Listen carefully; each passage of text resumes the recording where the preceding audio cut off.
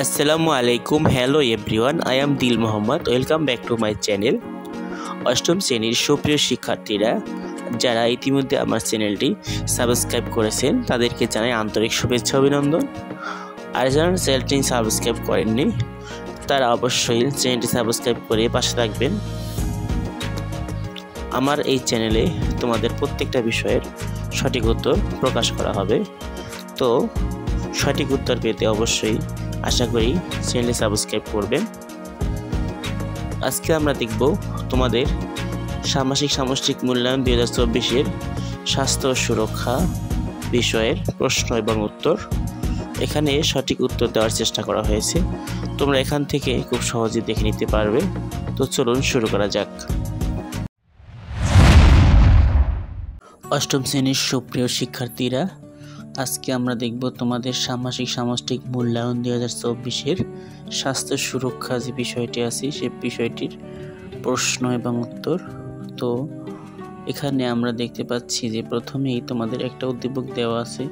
যেমন মনে করো তোমার স্কুল থেকে আগামী আগস্ট মাসে পিকনিকে যাবে, তো সেদিন সাঁতার প্রতিযোগিতা হবে এবং এখানে কিছু কাজ দেওয়া আছে।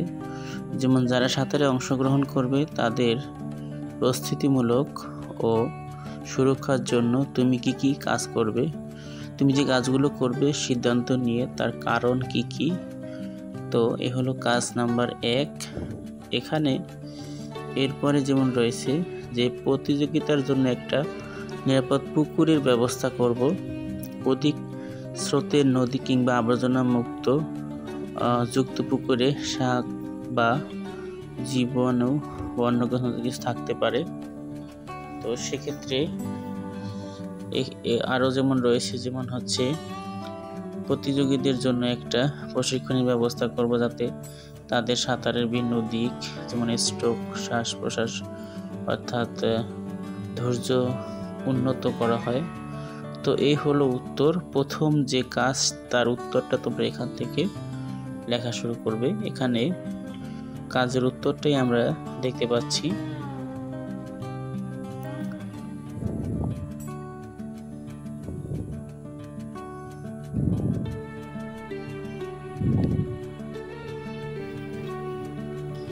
এরপরে দলগত কাজ যেমন রয়েছে, কি ভাবনা থেকে নিজেদের কাজগুলো ঠিক করেছো, অন্যরা যে কাজগুলো তালিকা তৈরি করছে তার মধ্য থেকে কোন কাজের সাথে তুমি একমত, কোনগুলোর সাথে একমত নও কারণ সহ এখানে লিখতে হবে।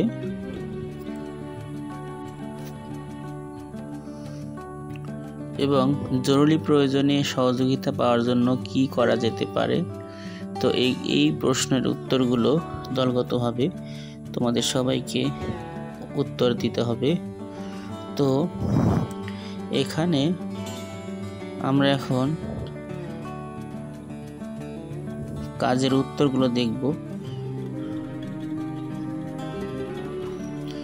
যেমন সকলের চিন্তা আমরা একরকম নয়, এজন্য যে বিষয়গুলো গুরুত্ব দিয়ে দেখতে হবে সেটা হচ্ছে অনেকে খুব ভালোভাবে সাঁতার জানে, অনেকে সাঁতার জানে না। তো আমি জীবন রক্ষাকারী সরঞ্জামের কথা ভুলে গিয়েছিলাম দলগত কাজের ক্ষেত্রে, এটা হচ্ছে আমি মনে করতে পারি।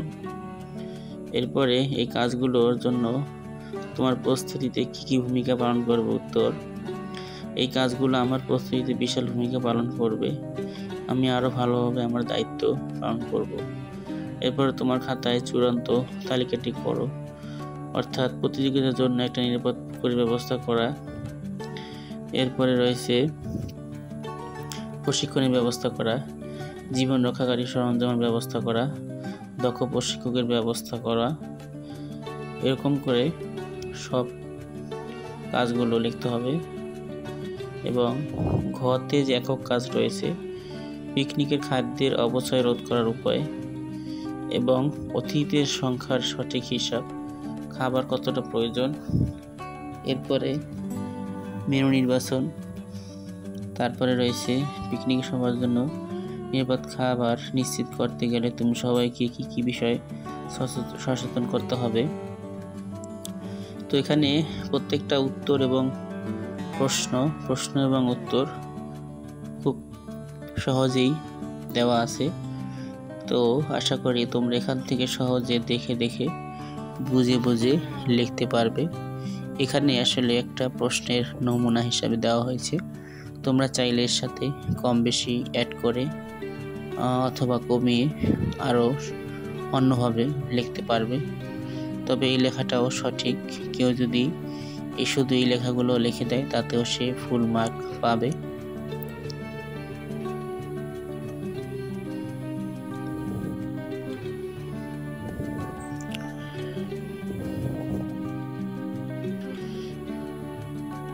যেমন আমরা এখানে দেখতে পাচ্ছি যে যদি কারো খাদ্য অ্যালার্জি থাকে তো সেক্ষেত্রে সে ধরনের খাবার সে খাবে না। এরপরে যেমন রয়েছে যে কেন তুমি তাদের সচেতন করতে চাও, ব্যক্তিকে সবার জন্য নিরাপদ খাবার নিশ্চিত করা অত্যন্ত গুরুত্বপূর্ণ একটা বিষয়। যেমন স্বাস্থ্য ঝুঁকি কমায় খাদ্য বিষণ্ণতা। তো এরকম করে সবগুলো বর্ণনাই আসবে, যেমন অ্যালার্জেটিক প্রতিক্রিয়া, এই কোন খাবার খেলে অ্যালার্জি হতে পারে সে খাবারগুলো এড়িয়ে চলা। তো এরকমভাবে তোমরা এই উত্তরগুলো লিখতে পারবে। যেমন এখানে আমরা দেখতে পাচ্ছি যে যার যে খাদ্যে অ্যালার্জি হয় সে খাবারগুলো যাতে না খায় তার ব্যবস্থা করা, পরিবেশের ক্ষতি রোধ করে, খাদ্য অপচয়, দূষণ, এই সবগুলো হচ্ছে খেয়াল করে ভালোভাবে সুন্দর করে লিখতে হবে।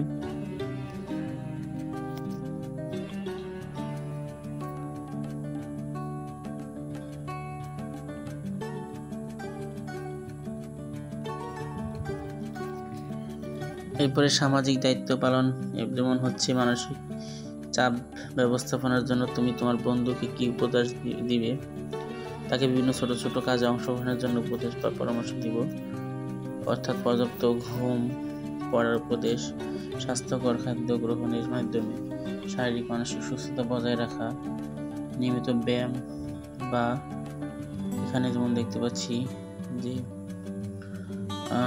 ধ্যান, যোগ ব্যায়াম, গভীর শ্বাস প্রশ্বাস কৌশল অনুশীলনের পরামর্শ দিব, প্রিয়জনের সাথে সময় কাটানোর পরামর্শ দিব, শখ পালন করার পরামর্শ দিব, আনন্দদায়ক কার্যকলাপের সাথে জড়িত থাকার পরামর্শ দিব।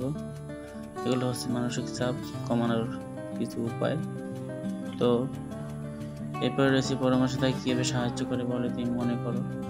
পরামর্শগুলো তাকে আত্মবিশ্বাস বাড়িয়ে তুলবে, তার শারীরিক মানসিক সুস্থতা বজায় রাখবে, ভবিষ্যতে তাকে আরও লক্ষ্য বোঝাতে সাহায্য করবে। এইভাবে করে হচ্ছে শিক্ষার্থী বন্ধুরা তোমরা এখান থেকে এই তোমাদের উত্তরগুলো ভালোভাবে দেখতে পারো। এরপর আমরা দেখতে পাচ্ছি যে তোমার কি কখনো মানসিক চাপ হয়, কখন হয়। উত্তর যেমন হ্যাঁ, আমার মাঝে মাঝে মানসিক চাপ হয়, পরীক্ষার চাপ, অতিরিক্ত পড়াশোনায় মানসিক চাপের সৃষ্টি হয়, আমার বন্ধুরা যখন আমার সাথে খারাপ ব্যবহার করে, ঝগড়া বিবাদ করে তখন, এবং পরীক্ষা প্রত্যাশার মতো রেজাল্ট করতে না পারলে মানসিক চাপ অনুভব হয়। তা আসলে যে যার যখন চাপ অর্থাৎ মানসিক চাপ অনুভূত হয় সে সেটা লিখবে। এবং শেষে আমরা দেখতে পাচ্ছি যে কোন কোন কাজ বা কৌশলগুলো ইতিবাচক, কয়েকটা উদাহরণ, যেমন আবেগ নিয়ন্ত্রণ, সুষম খাদ্য গ্রহণ, যোগব্যায়াম, খেলাধুলা, পরোপকারী চিন্তা করা, কৃতজ্ঞতা প্রকাশ করা, ক্ষমা করা ইত্যাদি ইতিবাচক কাজগুলো করতে হবে। এবং তোমার কৌশল উল্লেখ করা, ইতিবাচক কৌশল বা গুলো শরীর এবং মনে কি প্রভাব ফেলবে সেটা লিখতে হবে।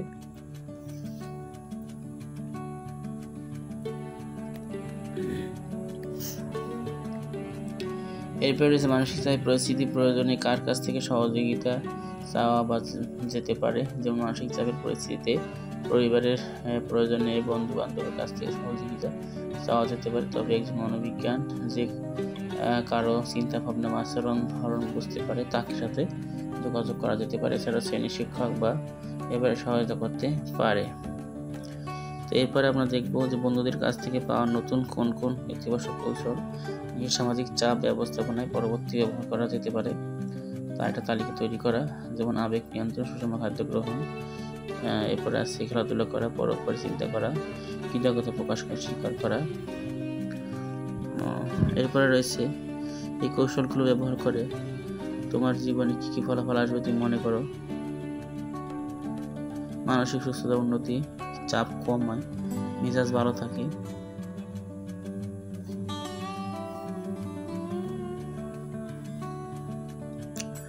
উদ্বেগ বা বিষণ্ণতা কমে। ধ্যান, যোগব্যায়াম, গভীর শ্বাস প্রশ্বাস ইত্যাদির মাধ্যমে উদ্বেগ ও বিষণ্ণতা নিয়ন্ত্রণ আনা সম্ভব।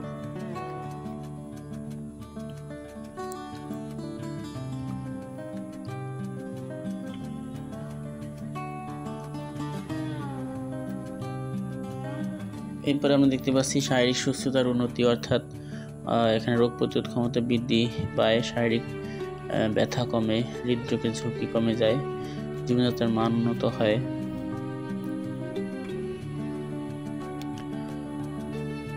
কর্মদক্ষতা বৃদ্ধি পায়, সম্পর্ক উন্নত হয়।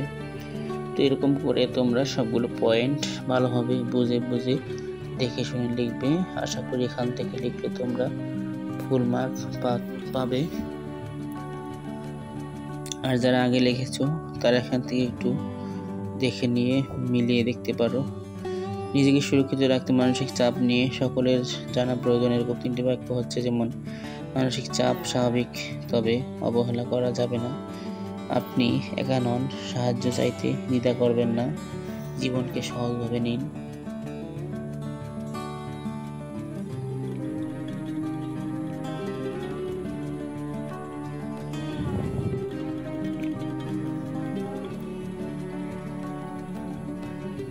ইতিমধ্যে যারা আমার চ্যানেলটি সাবস্ক্রাইব করছেন তাদেরকে জানাই আন্তরিক শুভেচ্ছা অভিনন্দন। আর যারা সাবস্ক্রাইব করেননি তারা দয়া করে সাবস্ক্রাইব করে পাশে থাকবেন। লাইক, কমেন্ট, শেয়ার করতে ভুলবেন না। আর পরবর্তী ভিডিও পাওয়ার জন্য চ্যানেলটি অবশ্যই সাবস্ক্রাইব করা উচিত। আল্লাহ তাআলা আমাদের সুস্থ রাখুক, ভালো রাখুক, এই কামনায় আজকের মতো বিদায় নিচ্ছি। আল্লাহ হাফেজ।